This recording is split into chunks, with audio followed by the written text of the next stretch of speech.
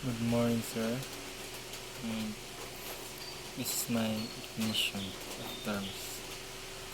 Number one, industrial security and protection of an organization, physical, technological, and human assists from from threat, from threats such as the terrorism.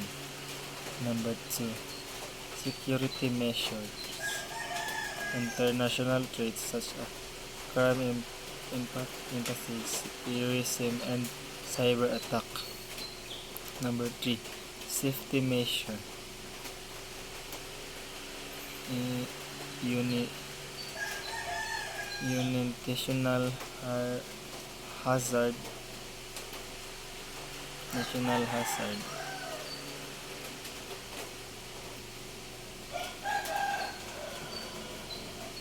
National hazards such as accidents, nature disaster, and equipment failures. Number four, physical security. It is the broadest branches of security. Number five, communication security. Protection resulting from virus measures that prevent delay the enemy or unauthorize person in gaining information to communication system. Number six, hotel security. The protect for guests, assist and their properties in hotel and other establishment. Number seven, bank security. Protecting the assist of the bank. Number eight, operational security. Protection of processing formula parents and other manufacture. Number 9, VIP security. Protection of top-ranking officials. Number 10, industrial security.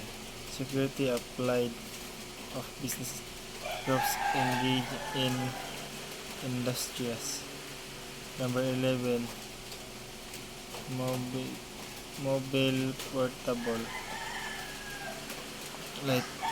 Lightning this concept of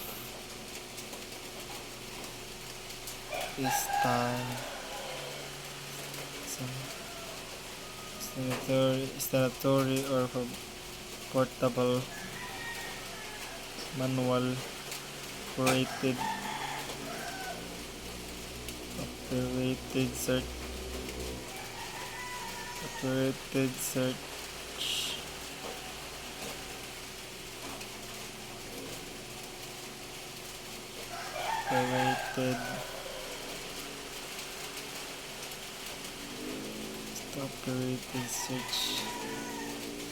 Number 12, emergency lighting used in therma. Sura.